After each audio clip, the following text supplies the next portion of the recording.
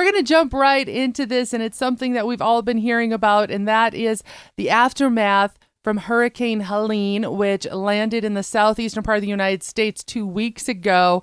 And for those of you that may not be aware, this has been very, very devastating to the Appalachian Trail area actually as well. In terms of geographic footprint, it is considered the largest natural disaster to impact the Appalachian Trail in its 100-year history. And they're still trying to understand the extent of the damage to the Appalachian Trail itself, as hundreds of thousands of people throughout the southern Appalachians, they're still being impacted by flooding, strong winds, tornadoes, downed trees, impassable roadways, many areas without power, no clean water. You kind of get in the picture, aren't you? Yeah, they just can't get to a lot of these people. Roads are down, no infrastructure. I know we talk about it on the Ranch It Up show a little bit more from the egg side, but the roads are down. There's no cell communications. There are thousands and thousands and thousands of people unaccounted for still at this point that they're trying to just get to people. Correct. But I wanted to share this with you because we hear about mountain mules often when we're talking, packing, hunting. A lot of hunting guides use packing mules. I've used them on elk hunts myself.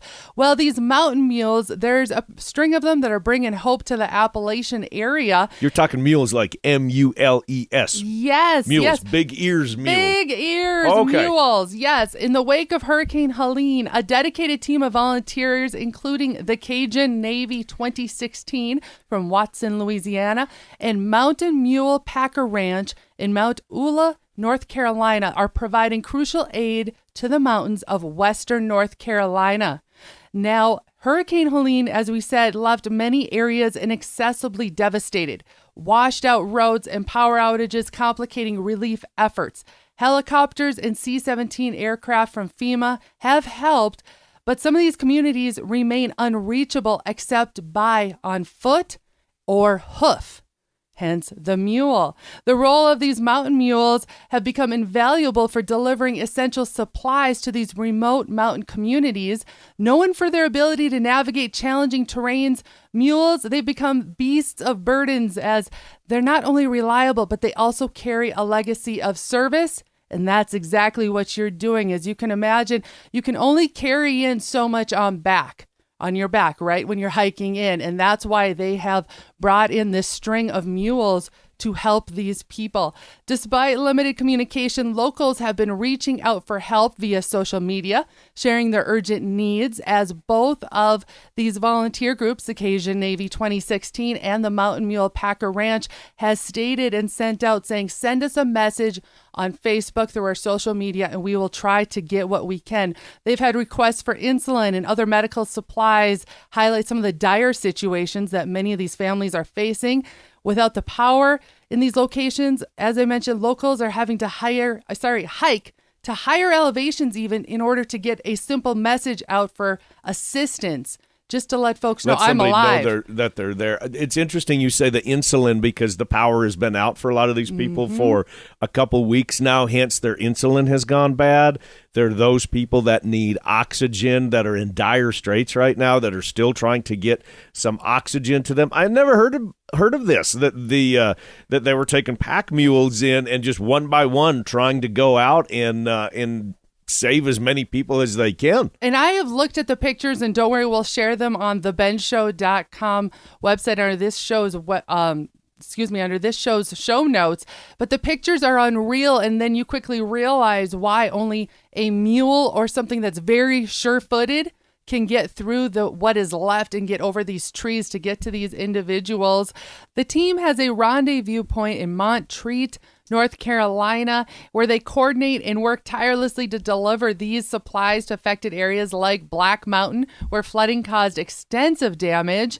Also, these volunteers are making a significant impact, not just by delivering supplies, but also by offering emotional support. One heartwarming incident involved helping a family whose home was lost, bringing them food, water. They lost everything. They're down to only the clothes on their back. And once these volunteers saw that they had children, here they even had along stuffed animals and some toys for the kids. Cool idea. Just to let those kids know that there's hope. People are coming for them. To facilitate ongoing relief, both with the Mountain Mule Packer Ranch and Cajun Navy 2016, their Facebook pages are providing regular updates and ways that you can help out.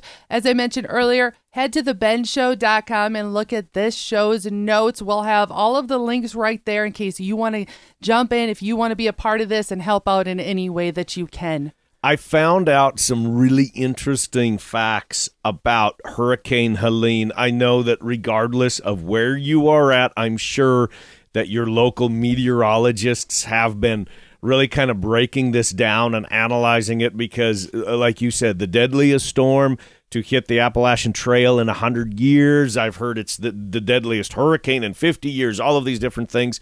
Well, they received many of these areas. They received up to a foot of rain prior to the hurricane coming in.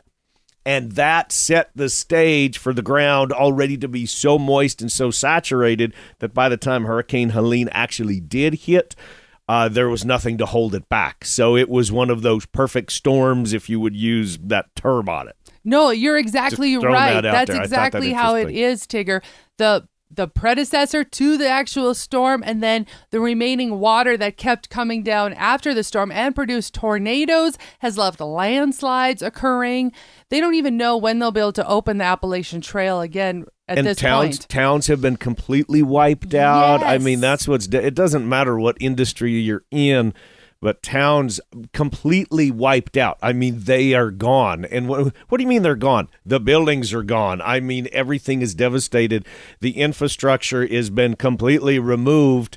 There have just been historic areas. That's what's sad, too, is so many historic areas that are completely wiped out. I mean, this is just kind of tears at your heartstrings of all the different pictures that you see of the aftermath. And that's one thing when it comes to flood. Your family has survived not one but two floods. So this almost kind of creates a little PTSD, I think, for you. But that's one thing about, like, when a fire comes in, a fire consumes and then it's over, right? I mean, it's gone. Correct. There's nothing left. When the flood waters, when they recede, you're left with all of the cleanup. There's still the debris. There's still all of the memories, the remnants of buildings. That's the devastating part of a flood. Thank you very much. That you nailed it there, Tigger. That is exactly what it is. And it's one of those cleanup efforts that isn't done over let's get a bunch of friends together over a weekend and clean it up. No, this takes years to clean up something like this. So we just wanted to make sure everybody knows down in the southeast part of the United States, you are in our thoughts, our prayers. We know you have a long road ahead of you, and we are there to help out wherever, however we can. And you're going to have those links available, right? That if people want to donate or however they want to follow along, you're going to have them in the show notes, right? That people can go there. You can head to thebendshow.com. All right, we're going to take a short break. When we come back, we have more news for you. You're listening to The Ben Show.